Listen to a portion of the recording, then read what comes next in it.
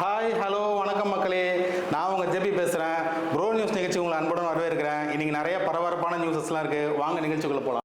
நிகழ்ச்சியோட முதல் செய்தி என்னாவது பார்த்தீங்கன்னா, ஃபாரினர்ஸ் எல்லாம் நம்ம இந்தியாவுக்கு டூர் வந்திருக்காங்க. நம்ம ட்ரெயினில் வந்து போயிருக்காங்க. ஆஸ் யூஷுவல் வடக்கில் ட்ரெயினில் போகும்போது உங்களுக்கே தெரியும் ட்ரெயினில் எவ்வளோ மோசமாக இருக்குன்னு சொல்லி அவ்வளோ குப்பையை போட்டு போயிருக்காங்க நம்ம மக்கள். அதை வந்து ட்ரெயின் கிளீனர் வந்து க்ளீன் பண்ணிட்டு வந்துகிட்டே இருந்திருக்காரு. அதை இவங்க வந்து வீடியோ எடுத்துகிட்டு வந்துகிட்டே இருக்காங்க. வீடியோ எடுத்துகிட்டு வந்துகிட்டே இருக்கும்போது மொத்தமாக க்ளீன் பண்ணி ஒரு குப்பையை எடுத்து ஒரு குப்பை தொட்டியில் போடுறதுக்கு பதிலாக ட்ரெயின்லேருந்து அப்படியே டேரெக்டாக பிளாட்ஃபார்மில் தள்ளிட்டாங்க. அதை பார்த்துட்டு அவங்க ஃபாரினர்ஸ்லாம் ரொம்ப ஷாக் ஆகிட்டாங்க. என்னடா இது இவ்வளோ தூரம் ட்ரெயின் அழகாக க்ளீன் பண்ணிட்டு வந்து மொத்த குப்பையும் கொண்டு போய் பிளாட்ஃபார்மில் தள்ளி விட்டு போகிறாங்களே, ஏன்னா இந்தியா எப்படி இருக்காங்கன்னு சொல்லிட்டு அவங்களாம் சொல்லி சிரிக்கிறாங்க. நம்ம நாட்டோட பிரதமர் வந்து க்ளீன் பண்ணுறதுக்காக எவ்வளோ வந்து சிரத்தை எடுத்துகிட்டு இருக்காருன்னு உங்கள் எல்லாருக்குமே தெரியும். ட்ரெயின் டிபார்ட்மெண்ட்டில் இந்த மாதிரி ஒரு விஷயம் நடந்துகிட்டு இருக்கு. டேட்டிங்கால் சீரழியும் இளம் பெண்கள். இன்றைக்கி இளம் வயசு பெண்கள் பார்த்தீங்கன்னா கல்லூரிக்கெல்லாம் போகிறாங்க, படிக்கிறாங்க, வேலைக்கு போகிறாங்க, எல்லாம் செய்கிறாங்க. இந்த டேட்டிங் ஆப்ஸ் வந்து ஏகப்பட்டது குமிஞ்சு கிடக்கு. எங்கே பார்த்தாலும் டேட்டிங் ஆப்ஸ்ன்னு பாட்டு ஏன் வந்து டேட்டிங் ஆப்ஸில் போய் இவ்வளோ இளம் பெண்கள் வந்து அதில் போய் சேர்றாங்க, அவளை போய் நம்ம பேசுகிறாங்க அப்படின்னாக்கா, பெண்கள் எல்லாருக்கும் அந்த டேட்டிங் ஆப்பில் ஃப்ரீ என்ட்ரி கொடுத்துட்றாங்க. ஃப்ரீ என்ட்ரி கொடுத்தோடனே அவங்க உண்மையிலுமே ஏதோ ஒரு நமக்கு ஏதோ கெயின் கிடைக்கும்னு நினச்சிட்டு போய் அதில் மாட்டிக்கிறாங்க. காலேஜில் படிக்கிறவங்க, சின்ன வேலைக்கு போகிற பொண்ணுங்க எல்லாமே போய் இந்த மாதிரி டேட்டிங் ஆப்பில் மாட்டிக்கிறாங்க. உங்கள் வீட்டில் இந்த மாதிரி காலேஜ் படிக்கிற பொண்ணுங்க, இந்த மாதிரியான பசங்களாம் இருந்தாங்கன்னா தயவு செஞ்சு அவங்கள வந்து கண்காணிங்க. அவங்களுக்கு வந்து ஒரு விழிப்புணர்வு கொடுங்க.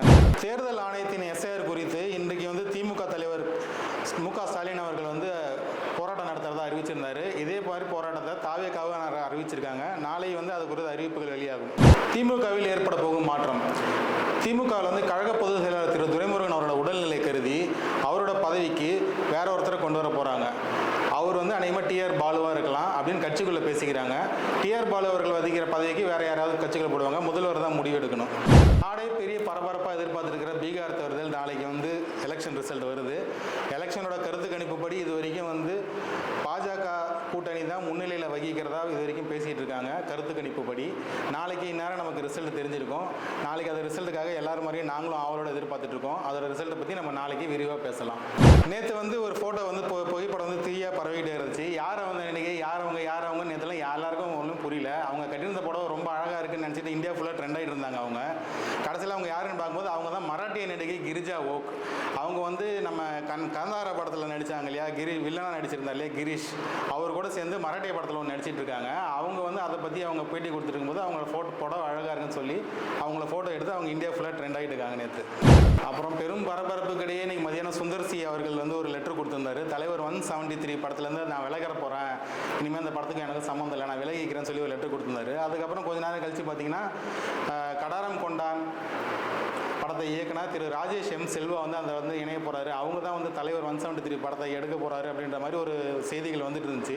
அப்புறம் மறுபடியும் பார்த்தாக்கா இல்லை, அந்த செய்திகள் பொய் தான், சுந்தர் சி தான் மறுபடியும் இயக்க போகிறாரு, அது வதந்தி அப்படின்ற மாதிரி சொல்லிட்டு இருந்தாங்க. அந்த பதிவையும் நீக்கிட்டாங்க. அது என்னன்னு நம்ம பொறுத்து வந்து பார்த்தா தான் தெரியும். என்னங்க நிகழ்ச்சி உங்கள் எல்லாருக்கும் ரொம்ப பிடிச்சிருக்குன்னு நினைக்கிறேன்.